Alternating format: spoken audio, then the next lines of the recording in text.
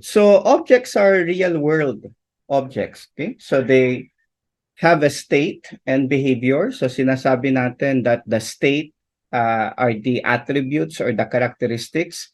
And then the behavior, this will be the things that we or that the object can do, okay? Or can perform. So example, no? So halimbawa dun sa dog na class natin kanina, if we create an object uh, of a class dog, then that object will have a name, it will have a color, a breed, or a question or or ability, no? Whether it sits, it barks, it wags tail, or it runs. Okay. And then the behavior, so ito yung mga kanyang ability. So parang yes, no yan. So may kinalaman sa behavior niya, whether it is sitting, it is actually sitting, or barking, or wagging tail, or running. Okay. So yung encapsulation na pinag-uusapan natin kanina will actually bundle this state and behavior together, okay, as an object.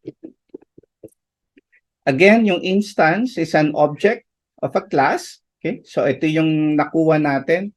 I do not want to use the word derive, okay? Kasi yung derive, there's yung word kasi na derive, merong ibig sabihin yon sa object-oriented. So I don't want to use derive, no? So, ang pwede natin gawin is yung instance, sabi dito, instance is an object of a class. So, ibig sabihin, yung instance is the object that is created from the class. Okay? So, kung meron tayong class at nag-create siya ng object, yun yung instance. Okay? So, it has its own attribute, values, and methods. Again, every time that you create an instance, all of the instances that you create share the same property, but you can modify or you can add or you can actually create, no, or change. Parang ano rin yan, halimbawa yung kunyari yung sa ice cream, no? Let's say sa bahay ninyo, pag bumili kayo ng ice cream. So syempre iisa lang yung panggagalingan na lalagyan, no? So it will be the same ice cream, but then you can add some options. Halimbawa, meron kang sprinkles sa ref mo, so you can put sprinkles. So kaya yung kapatid mo would like to put chocolate syrup or strawberry syrup. So nag-iiba-iba, no? Pero they came from one tab. Okay? So yung tab na yon will be our class. The ice cream na kinuha ninyo will be the instances, no? Pero nga, as I've said, you can change some of the elements of the instances to make it more unique. Okay. Now, in order to create an instance, so nakita na natin to before, we have the word, we have the class name, and then the variable or the reference variable is equal to new constructor, no? So ginagamit natin yung word na new. So itong nasa baba, this is a direct creation of an instance, okay? Now, yung iba naman, ang ginagawa nila, they create first the reference variable. So they have the class name and the reference variable. And somewhere along the program, that is the time that they create a new instance or a new object. So they have the reference variable is equal to new constructor. So either way, pwede naman gamitin. So yung iba, kung isang object lang naman ang i-create, they do the second one.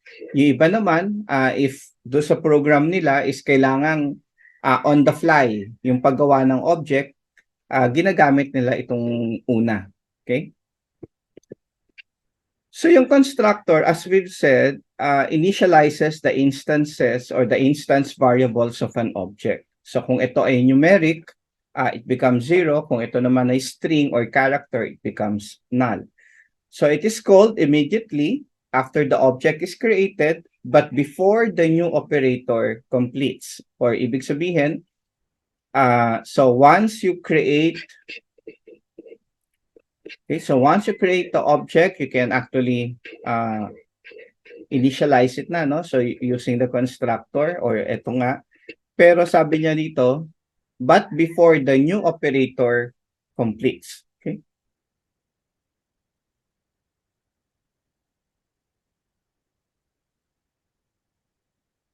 Okay, so ito, yan. Yung new, ito yung new operator na yan. Dapat pala naka-italicize.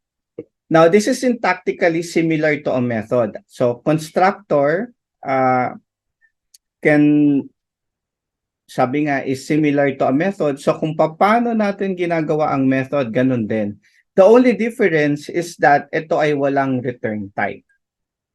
So, constructor is written without the return type kasi ang return type niya ay yung class itself. Okay? So, yung return type niya ay yung class itself. Merong mga methods na ang return type ay objects. Okay? So, objects also. Pero they are not constructor. They are not considered constructor. Paano magiging constructor? It should have the same name as the name of its class.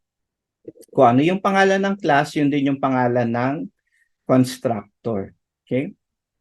So kung magkaiba yung pangalan ng constructor at ng class, pero ang return type niya ay yung class then it is not a constructor. It is a method already, no?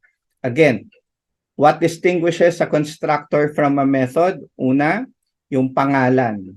That's the key the key identifier, no? Yung pangalan ng constructor is the same as the name of the class. Okay? Kasi nga, as I've said, may mga method na nagre-return ng object. So, pwedeng gawin yon. So, para ma-distinguish natin, it should have the same name as the class. Now, when the class has no constructor, the default constructor automatically initializes all the instances variable with 0. Okay? So, itong default constructor na to ay sabihin natin part na ng Java, no? Ng Java lang. So, it will be created for you. So, this is an example of a constructor. So, ito yung program natin kanina. We only have the variables, but this time we now have the constructor, no? So, you have here box. Okay? So, kapag tinawag yung box, it will display constructing box and initialize all the values to this value. Okay? And then meron din siyang method, double volume. Okay? So pag tinawag yung double volume, i-compute niya. Okay? Now, yung constructor ay pwede ring parameterized. Okay? So pag sinabi nating parameterized, meron siyang formal parameter. So ibig sabihin, when we create the object, we also pass values to it. So ito yung gagamiting value to put values dun sa instance variable. Okay?